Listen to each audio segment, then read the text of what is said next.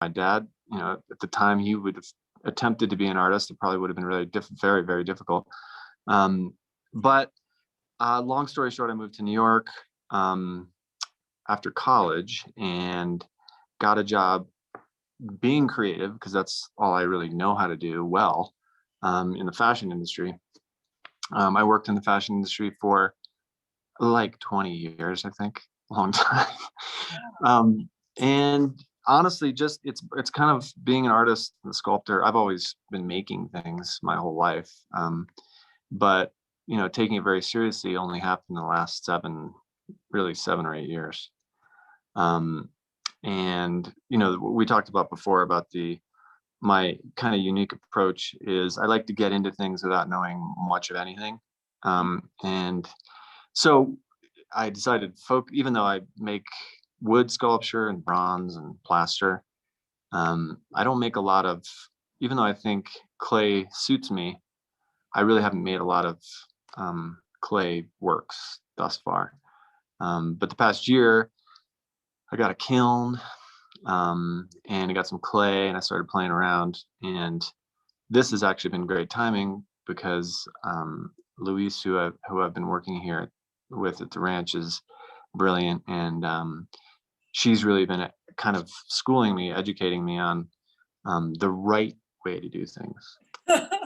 Because I don't know the right way. I just know my way. And it's kind of like you get to a certain point, and then I kind of know what I want, but I'm not exactly sure how to get that. And with clay and glazes, it's all about chemistry and physics and patience and note taking, none of which, well, the chemistry and physics I understand. Didn't do very well in school, but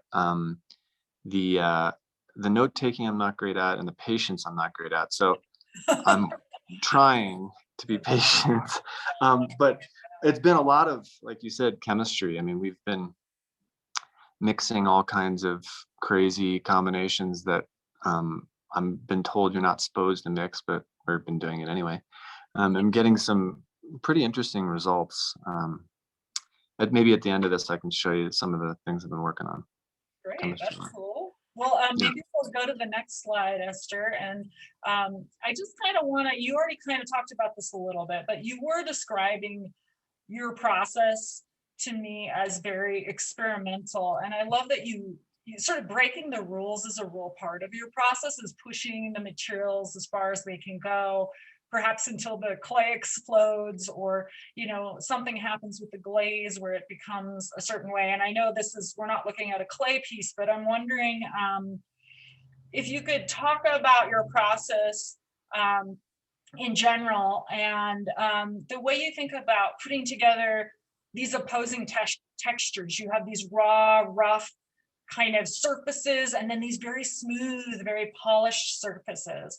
And I'm wondering about that as almost a contradiction. And it seems like contradiction is really exciting to you. So I'm wondering if you can talk about that idea.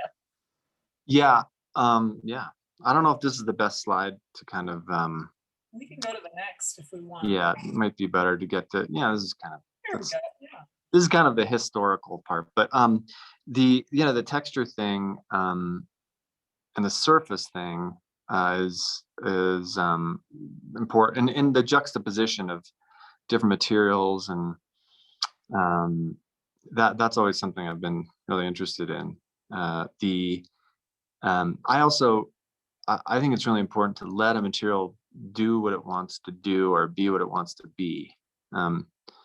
That's what's been fascinating about clay, because unlike wood is it's a reductive process. You can add, like in this piece is a stack laminated piece, but you can, and this is actually kind of unique. I don't do a lot of this. I usually use like just a raw piece of wood. But the clay is interesting because it is it's a very malleable, it has many different phases. It has the first phase, which is really malleable and squishy, and then within hours it kind of changes and morphs into something that's a little more, I'm sure there's ceramic or clay technical talk here. I'm not sure what the That's okay. different phases of it are, Yeah. but it gets a little stiffer, and then you can do different things with it. And then like the next day, it's a totally different being. So I kind of have been learning about these different phases, kind of working with the clay and kind of assisting it as opposed to dictating to it. I feel like the clay's assistant.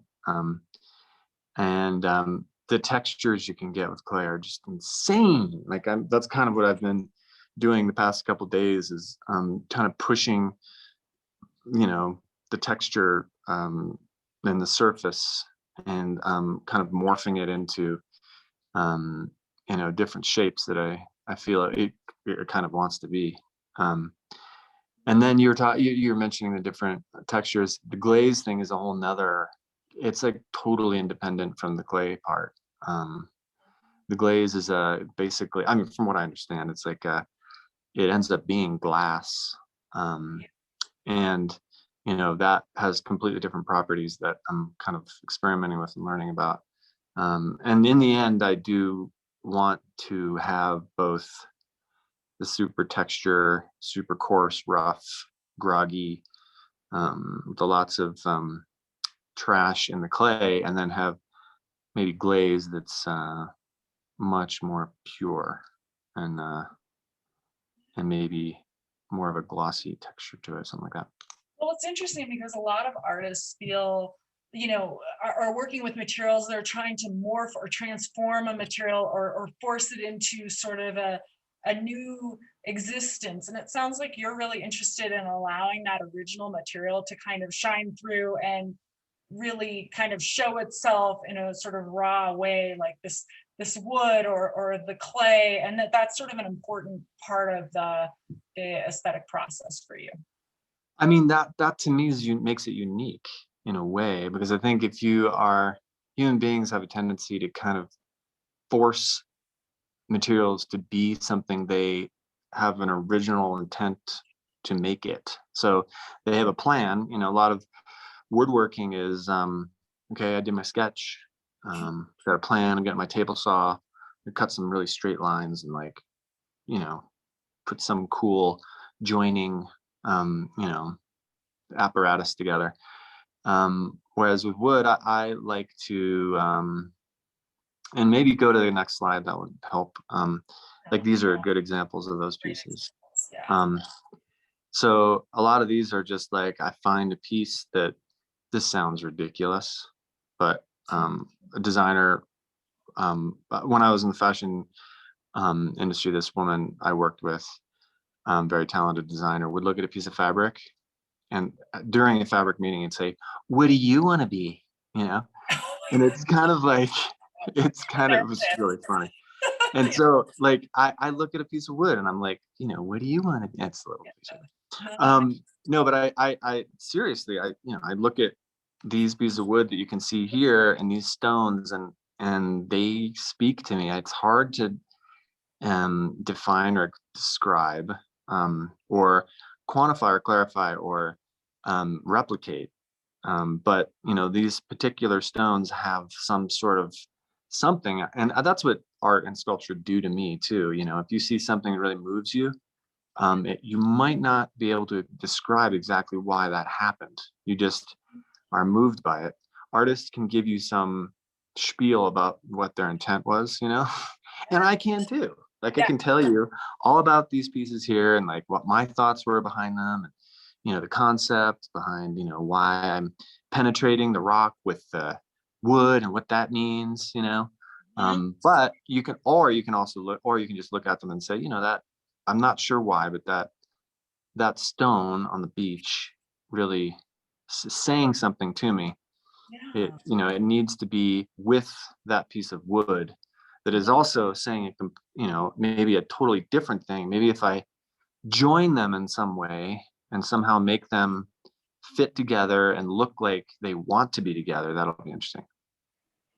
No, that's a really interesting point. And I just want to say that, that speaks to me, because we always think about how to describe or how to speak about work. And a lot of visual art is to be perceived with the senses, with your eyes, with your hands, and it can't always be parsed out in words. As much as I love critical dialogue, I think that a lot of times our response to a material or a work of art can't be put into words. So that was really beautifully put, Rogan. I like that. Hey, thank you. I mean, I think the point of it, and maybe again, this is my opinion, but like the point of art and point of creative enterprise is to, to move someone in some way. I mean, that to me is the point. Again, I can tell you about my inspiration, which in this case for the slide you're looking at now is like exoplanets and like life that could exist elsewhere, that where there are inhabited or inhabitable planets, and the similarities that you find in the deep ocean.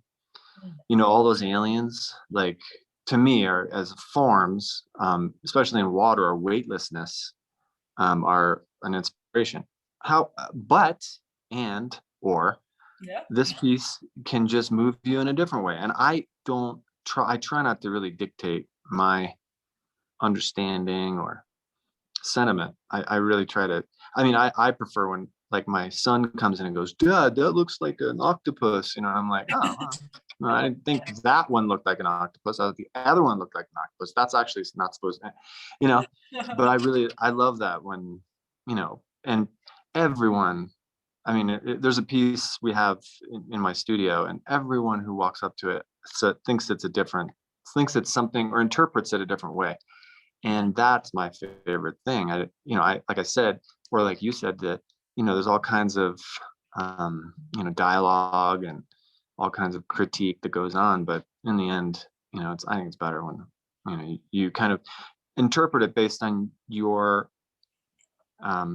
history, and like what the important things or traumatic things that happen in your life, and that piece looks scary to me because this, that, and the other, or I love that piece because it reminds me of something, whatever.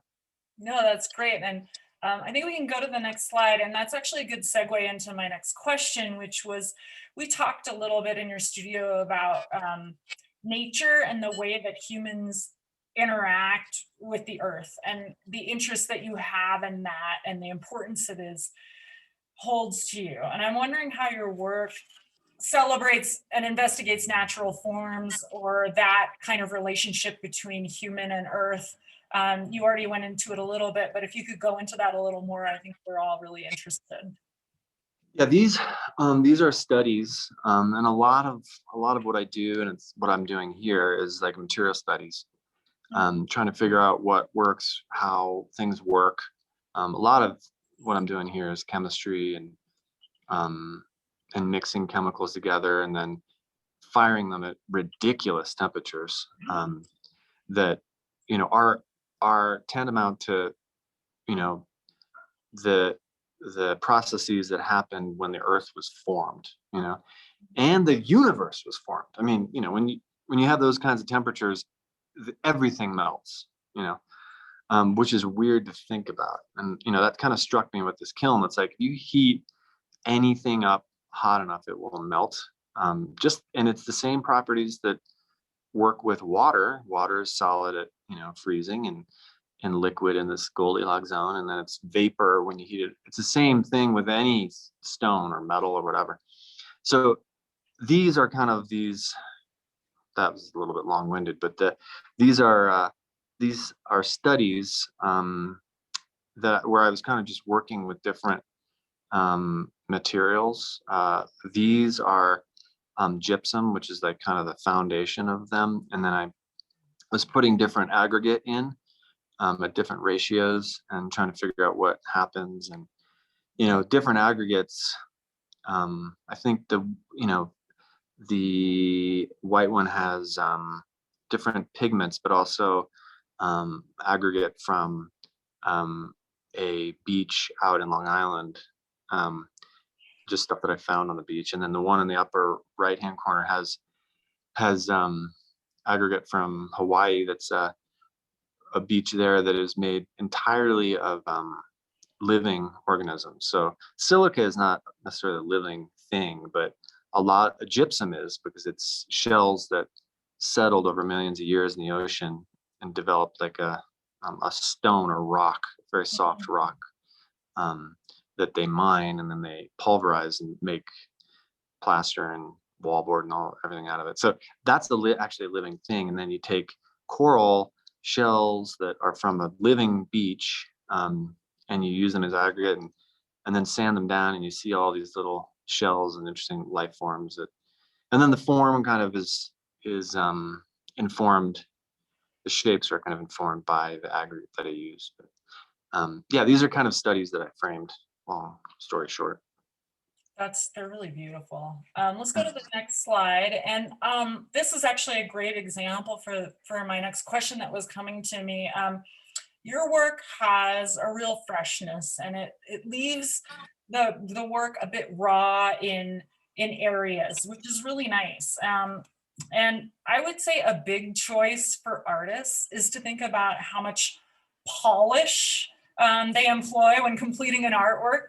And how does this dilemma come into your practice, and how do you choose at what moment a work is complete? I know that's sort of a simple question, but I think a lot of artists ask themselves that, and it's a real challenge to kind of decide, when is this work done? How raw do I leave it? How much do I polish it? And you have a really nice kind of, not a balance, but a really nice juxtaposition of polish and sort of raw roughness. Yeah, I think that's a huge part of not driving yourself insane. Like it's been a good exercise for me here because I've been forced to work with clay alone. And it's been good, but I'm not used to that because I really don't get in creative ruts because I allow myself to just work on whatever material is I'm feeling like working on that morning. So that's I feel very, very lucky to be able to work, in wood some days. Some days I make a sculpture, some days I make a chair, some days I make a mirror. I was thinking at 4 a.m, I'll be like, I got a good idea for this 3-legged chair. It's gonna be great.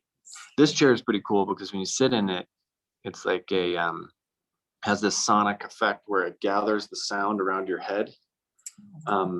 And that came to me at 4 a.m. But to speak to your point about the raw kind of uncooked versus cooked, when is it done cooking thing? Yeah. I just discovered today almost that like this clay looks a lot better when I do less with it. And that just kind of came to me after I just didn't know what to do and started, just manipulating materials. And all of a sudden I was like, okay, I think I am somewhere. And it sometimes it takes a lot. And sometimes it doesn't take anything. Like with these pieces, these actually take a lot of work, just because if you put the aggregate in them, you kind of have to determine how much of it you want exposed. So you keep grinding and sanding it, which is it's a lot of work, and it's a lot of dust. I mean, many people who know me will attest to the fact that I'm like what you refer to as a dustafarian. I'm always dusty. But these pieces do take a lot of work, and gypsum plaster really, to me, wants to be a relatively smooth, flowing surface. It doesn't want to be super coarse. Whereas the clay I'm working with now wants to be crazy coarse and really, really gnarly. Yeah. So it's a lot based on a lot of them trying, but you can keep obsessing over these guys, and at some point, I think if you obsess too much, they don't look. You lose the hand a little bit. Right. So I don't like to make them like flawless. Otherwise, they don't look like. I stop before they start to look, too perfect. Yeah, and it looks like whether subconsciously or consciously, you really sense that moment. To me, it seems very considered, but at the same time, there's a spontaneity to the work that's really nice. Let's go to the next slide so people can see some of these, and these kind of make me think of some of the work that's more lighting has some of that otherworldly kind of forms to it that you were talking about. I'm wondering if when you're thinking about creating work that's going to be hung like this versus maybe a sculpture that has a different purpose, if there's a different way you think about the form, or if all of these forms kind of merge into all the kinds of work that you make. I mean, what's so much fun about making these lights is that they are, they're suspended in air. Not a lot of sculpture performs that function, that, there's mobiles, which, Calder is well known for. He's the only guy who actually is licensed to do that. But, that's a sculpture that's hanging and kind of like, neutrally buoyant, just like as though it were in water, or a fish or something like that.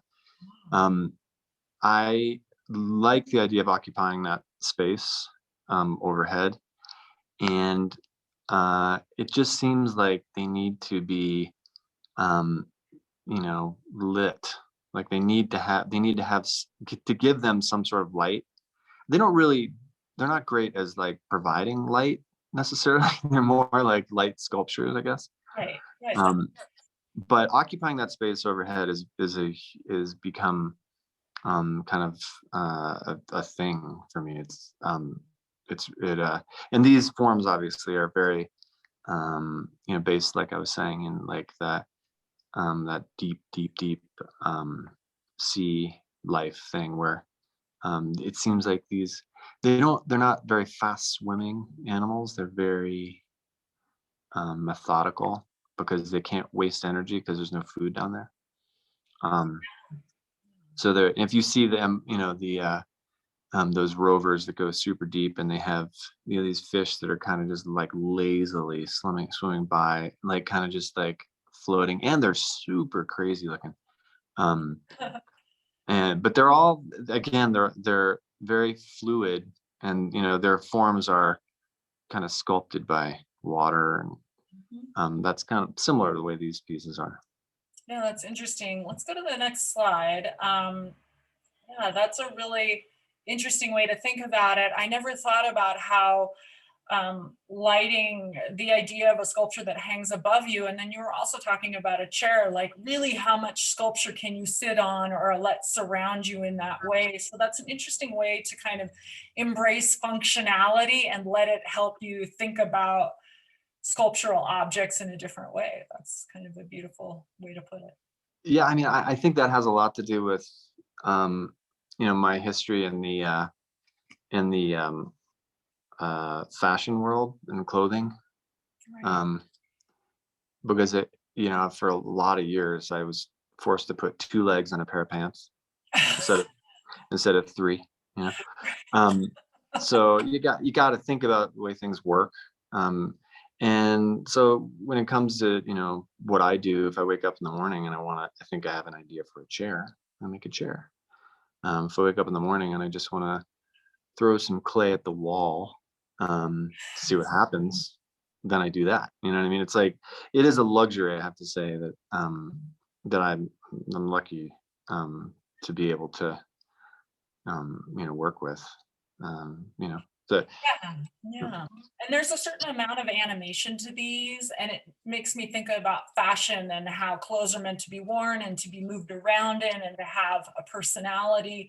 I see that a lot in these works, even though they're still, I'm wondering if you're ever sort of seduced by fashion and wanting to design something again, like, do you ever want to go back into that world, or are you so happy to be out of it and be doing what you're doing right now? that's a funny question. Only because if you ask my friends, I'm pretty passionate about not ever making clothing again. Okay. All right. Just because I really am very good at making one thing at a time. And I don't like making 10,000 of them. That's the big problem with clothing, is that, first of all, it's a business. And secondly, you got to make a lot of them to make a living, Right. Whereas all these pieces you're looking at right here are absolutely one of a kind, never going to happen again. And there's a lot of value in that. And I'm just better at that, to be honest with you. Like I kind of, every season I was like, why are we even designing a new collection? Like it's like, it's the same. I wear the same thing like every day and every year. So it's like, why am I reinventing the wheel? And there's only so much you can do. I mean, there's a couture, that's art. And there's some extremely talented people that are really artists making clothing. But I would just rather make a sculpture that is not on a human being. Okay, well, that's a good answer. Oh, and then this is an installation from Basel. I just wonder, because this is so complete and it has so many different forms and different things that you've talked about, if you can kind of talk about installation and how things start to have a conversation. I feel like that table is having a conversation with the lighting, is having a conversation with the fireplace, and it becomes really interesting and fun, and suddenly you're in another world. How do you kind of make that happen? Where does that come from? And tell us a little about this installation, maybe. I think that kind of references the earlier point we talked about, where the intent is kind of to create a vibe or an energy. Vibe's not the best term, but to really strike a chord with someone, and that, with this was at Miami Basel with our own company. Yeah. And I said to them, we got to do the whole thing, we got to commit to it, and they were all in. And we kind of collaborated to create an environment that was kind of a complete thought. It's difficult in a fair, but the idea was to use these different materials. And those materials are like plaster. The fireplace is plaster. Actually, that's an aggregate. That's marble sand with plaster, which is pretty beautiful. Then that shades there is the plaster with like a shearling insert. And then there's a table with a stone in it, some wicker, which is fun. All obviously really sculptural, and around the carpet too is also, I did that with Iron Company too.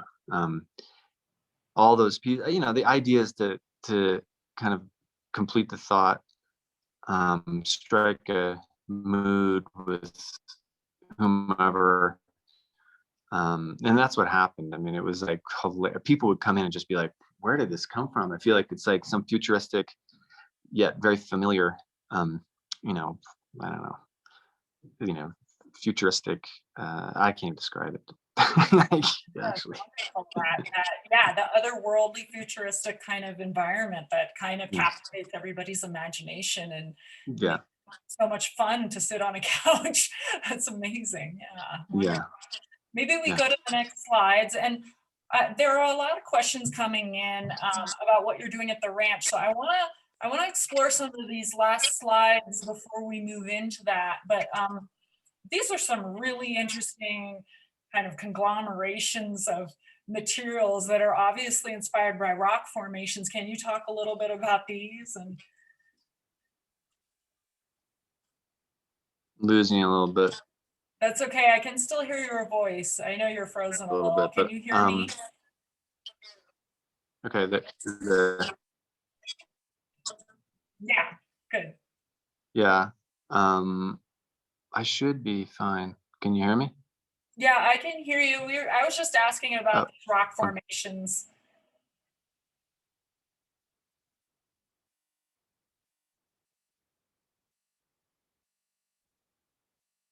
Okay, it'll just take a second maybe to get back. There you are. Hi, Rogan. You there? Can you hear me now? I think you're back. So we were just kind of, I was just can hear you. asking you about this amazingly beautiful, stunning photograph of a rock formation and then your response to it. If you could just kind of talk a little bit about the next few images and sort of what you were thinking about. Yeah, this is just an image I think from my Instagram of Joshua Tree, and that place. I've just recently moved to California, and the people ask me why, and I was like, Joshua Tree. No, it's like just these out west are these crazy geological formations, and like very it's kind of awe-inspiring, big nature that doesn't. I mean, it happens where I was in the East Coast and elsewhere in the world, but not kind of. California is very unique for that. And I don't know how much better I could do than a lot of the just these crazy rock formations and Joshua Tree. Like, to me, like that's a material that's doing what it wants to do, and I can't do much better. But these are kind of roughly inspired, these two sculptures. They're all mixed media. There's two different kinds of stones, and there's no clay, which is interesting. It looks a little like it might be, but that's plaster and wood and stone. Gorgeous. Yeah. Beautiful. Well, let's go to the next slide. This is such a good example of sort of some of what we were talking about, roughness and polish. Can you talk about these two pieces or these two images? Yeah, these I did a couple a series of pieces like this that were two objects that one of which was burdening the other. And there's technically these are tricky, which is part of it. And the one on the right is marble. That's like 3,500 pounds. Wow. It's from two solid blocks of marble. And this is one of those pieces that everyone kind of interprets a different way. Is it strangling the human figure? Is it female? Is it male? Is it like an uptown lady kind of scarf? Is it like a kid that's slung around that's a burden to his parents? There's all kinds of different ways in which you can interpret it. But I did a series of these that were all kind of puzzle pieces that fit together. The one on the right is they're slightly varying textures. Obviously the color's different, but the one on the left is ceramic. That was one of my earlier ceramic works, two different clays. And I kind of worked on this process to crack the clay, which is, you're not supposed to do that. But everyone's like, what are you doing? That's going to crack. I'm like, I know that. That's the point. So, but that was the idea. The back of that one was really crazy. The fact that it stayed together is pretty astonishing. But that kind of happens in firing. Things will fall apart, and then I kind of have to basically glue them back together again to stand them upright. But I think that's part of the great. That just, to me, there's a lot of symbolism in that, and there's the material again is doing what it wants to do, and anyway. And that cracking feels like bark to me. It feels like something dry peeling away. It's very interesting and intriguing. Yeah, there's clay, and a lot of the materials I work on are fairly nothing's permanent, but they're as permanent as you get in a material. That clay, once it's vitrified or fired, is going to be around for a long time. Maybe not necessarily in that form, but it's cool when things look like they're falling apart, yet that will be together for a long time. I also like that effect in bronze. I do a lot of bronze sculpture, and I like just letting it do its thing. It's like I might have some bronze sculptures if you keep going slide wise. That one is not a great example because that one's polished, but this is it's a good example of the form. But a lot of times I will just let the bronze I do a lot of, if you go to the end, I don't know if you can see the last slide. Definitely. These are a good example. these are outdoor sculptures. Like the one on the right is like this amphibious form that is halfway in and out of the pool. That's So great. its tail is in the pool. That's been there for like 4 years now, and it does not look like that anymore. It's completely like morphed into the landscape. The patina is insane. The ocean is just beyond that tree there. So they get, they get battered, but, they're not physically changing. They're chemically, the surface is changing. So they're not going anywhere soon, but the surface is constantly evolving. It's almost seasonal. It's pretty cool. And they will continue to change as the atmosphere changes, is that, the weather and the climate changes around us, you're going to see it in those works, which is kind of interesting too. Yeah, well, we can go back a couple of slides just to maybe this. Well, this one actually really explains sort of that, or is a great example of the contradictions we were talking about, that sort of polish versus the rawness. But if we go to that next one, maybe we kind of land on there. Thank you, Esther. And kind of take a look at this one before we take questions, because it's a really great kind of example of a lot of different textures and a lot of what you're working with. Mike, I guess my last question to you before we kind of pose some questions from the audience would be, if you do prefer outdoor sculpture to indoor sculpture, or if it's just a different animal for you. It seems like you have a lot of, you enjoy the sort of problem solving, or maybe not even solving, but the problem of interaction with the environment. But at the same time, you were describing sort of a joy at creating an interior environment. Can you talk about the differences between creating outdoor and indoor sculpture, and if you have a preference? I like doing outdoor just because the scale is limitless. Yeah. Indoor, all those lighting sculptures are indoor. It's hard to make one of those outdoor, but so that's fun, occupying that space above indoor. But I prefer outdoor. I love bronze just because it is like a living, breathing thing. I tend to like outdoor sculpture that in some way jives with the landscape. I think, and we talked about this yesterday about human intervention and the calamity that we're in the midst of right now, that we will continue to be in the midst of for the rest of human occupation of the planet. But I'd like to make work that jives with the landscape, meaning the forms kind of work, they're softer, they're not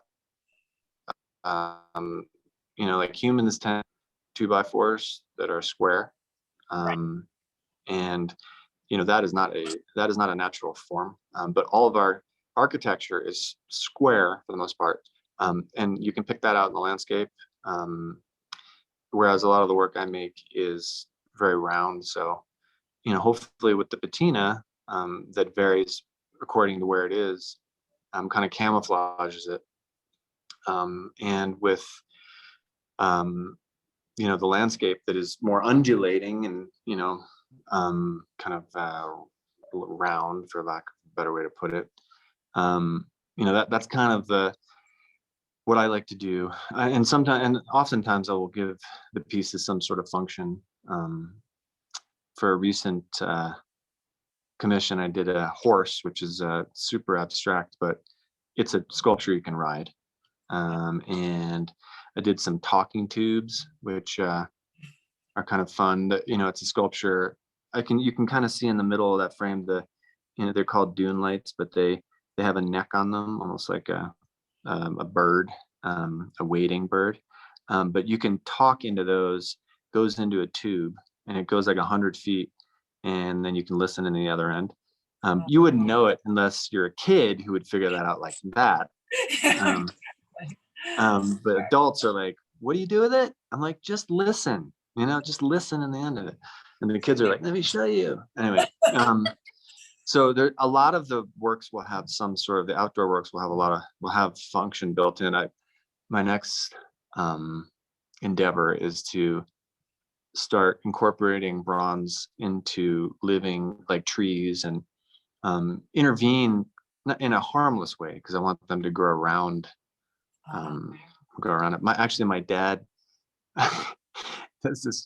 he's like, you know, he is the epitome of the kind of absent-minded professor, but he's also extremely creative and unique, put it that way. But I was when I was at home with him, at his home, he was showing me these bones that he'd been finding on the landscape and putting in the crotches of trees, and the trees were engulfing them. So the bones, you would just see two bones sticking out of the side of the tree. Oh, It's so strange. You're like, what? How's that possible? But anyway, that was kind of the rough inspiration for some bronze pieces I was thinking about putting in a tree. And you got to pick the right species of tree, but you know, within my lifetime, hopefully they will be gone. You know, yeah, right. that's just another kind of you know, environmentally interactive work. I have to say something I've been thinking a lot about, and we might have talked about, is that, you know, what is human intervention? You know, what is grotesque? What is beautiful? What is a beautiful means of human intervention? And I'm sure everyone has their interpretation of that. Most architecture, 95% of it, to me, is hard to look at. Yeah. You know, and a lot of it is due because we have this convention of these materials that we use that you can't help but make something kind of ugly. I don't know. That's just my take. But you know, that I'm interested in you know, how people interact with building and sculpture and the landscape, and you know, what is man-made, what isn't. I mean, and what is human-made. I shouldn't say man-made. I should say human-made. Yeah. Well, I think what we're going to do at this point maybe is stop the screen share, Esther, because I want to go to some questions. But a lot of the questions that are posed to you right now have to do with what you're making at Anderson Ranch. A lot of people are asking, what are you doing at the ranch? Could you show us? I'm wondering if you can even keep your camera there, since we've had some connectivity issues. I don't know if you have a piece you could even hold up. You're right on the screen. If not, you could describe sort of what you're making, or some of the experiments you're working with, if you're not comfortable showing what you're doing at the moment. I can show you some stuff, but it's not, most of it I can't really, it wouldn't work to show you. So I'll maybe I can give you just a quick tour. Okay. Let me see if I can pull this off. Okay. Hold on a second. I have to switch around. Here we go. Let's see here. That's working well. There we go. This is a piece I'm working on now. Lots of texture. And another one. I don't know if you can you see what I'm showing you here? Absolutely. Lots of texture and interesting clay work that you're beautiful. This is like, it's kind of like that manipulation of things I was telling you about, like kind of just knowing when to stop. Yeah. And it's exciting to see you leaving, like you described, leaving a lot of the clay to be what it is. And then these are kind of some of the experiments I was working on. This is like all glaze stuff. Different mixtures of things. It's kind of cool. And glaze that looks like different substances, like some of it looks like glue or milk, and some of it looks like crystal or glass, and we know glaze is glass, but it's really interesting to see how you are experimenting like a chemist with that, those bubbles. It's kind of cool. Anyway, that's the brief tour. Yeah, well, thank you. That was great. I know that was sort of what people wanted to definitely see. And then Oh, there you are. And then we have a couple of questions if you have a few minutes. It's been really interesting and wonderful to talk to you. And I feel like I have a million more questions, but I'll let some other people take the stage a little bit. One person, Lisa, is asking, you kind of answered this, but I think it's an interesting question and maybe we can go into it a little more. She's asking, are you prototyping any of your objects or creating molds? Is everything one-off?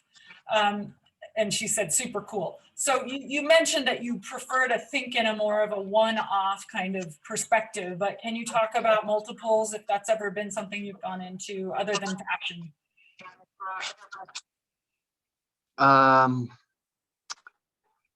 I don't object to it, but I don't do a lot of additions. I have for sure, but I don't do a lot of.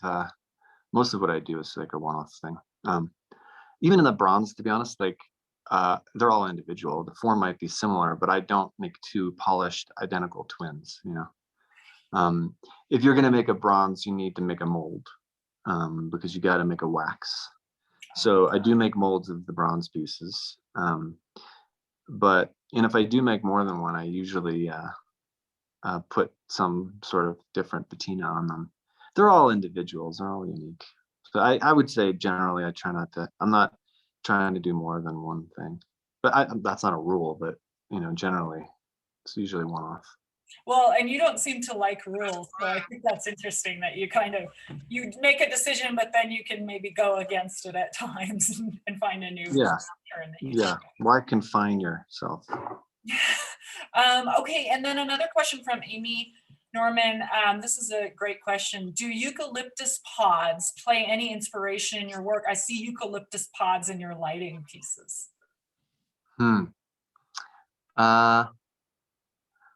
Eucalyptus are a new thing to me. It's weird she mentioned that because I literally right before this interview I was thinking about these eucalyptus trees in where I'm from, and I wasn't able to identify one of them, and I'm pretty sure it's eucalyptus, but I was really having trouble because it doesn't look like a eucalyptus, but it kind of is behaving like a eucalyptus. But they're pretty amazing trees, even though they're non-native. In California anyway. They're Australian. They're used. I know a lot about eucalyptus because I just read about them, but they've been used for the past 200. They were introduced like 200 years ago. They're super fast growing. I've used the wood just recently. They're really hard, but because they're almost like a cactus, they store all the water in the wood. When you dry them out, they crazy cracks, and it's almost like the clay, which is pretty cool. So the pods, I haven't, I'm not necessarily using as inspiration, but a pod is somewhat similar to a lot of ocean life. They take the same form. There are evolutionary reasons for that, and just kind of like gravity-based physical reasons why a lot of life grows in kind of a branching way underwater, and like trees grow that way. But yeah, eucalyptus are really interesting. Have you ever invaders. Have you ever been to Australia? It seems like you would be really interested in some of the plant life and forms that I've never been there, but I've seen in pictures. I've been on a surfing trip there. Wow. I was focused more on the surfing, but there are a lot of aliens there for sure, and just unique things that only exist there because it's an island. And that's pretty fascinating to me. I've been to the Galapagos, and all the life takes crazy weird forms that you can't possibly ever imagine or think of. No creative person could possibly ever imagine, especially these things that exist underwater. They're just so foreign to us. But a lot of those islands have evolved just based on scarcity or lack of predators, really unique kind of body forms. Definitely. Okay, so last question. We have time for one more. This one's mechanical question. This Tina is asking, how did you learn the mechanics of lighting, and how did you address the issues of supporting the weight of the sculpture and the electrical challenges? I'm pretty lucky in that I have a gallery who is kind of particularly well versed in a lot of the lighting requirements, and it is a collaboration, a kind of an engineering collaboration between me and them. But you want a professional doing that stuff, right? You don't want to like experiment with lighting or structural stuff. That's got to be right because it's hanging over someone's head. So, and I will say, even with clay, there's a lot of kind of intuitive engineering know-how that's kind of, it's great if you have like an intuitive understanding of materials and like their capabilities and restrictions, because to her point, you can only hang so much overhead. It can only kind of go out so much before it starts to collapse. Yeah, that's an interesting like challenge to think about, and maybe a parameter that's actually fun to work within, maybe. Yeah. And we also have to give a shout out to R & Company, because they've been Yes, for sure. getting you here, Absolutely. collaborating with the branch and collaborating with you to help you show your work. That's amazing. So I want to thank you so much, Rogan, for sharing with us today. You've been really generous to show us your work and to show us this kind of private studio you're working in today, and we really appreciate it. And it's been great to chat with you. Yeah, my pleasure. Thank you for having me. Yeah, and I just want to thank everybody else in the audience for joining us online today.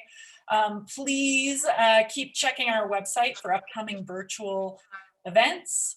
Our next one will be this coming Thursday at 4 p.m. Mountain Standard Time. It will be a chance to meet our current artists in residence and to see their work. So I want to just thank you again, Rogan. That was incredible. And we're all lucky that we got a chance to see an insight into your studio and your practice. And here at the ranch, we look forward to working with you more before you take off. And anyway, thank you, everyone, and good night. Likewise. Thank you. Thank you. Bye. Bye.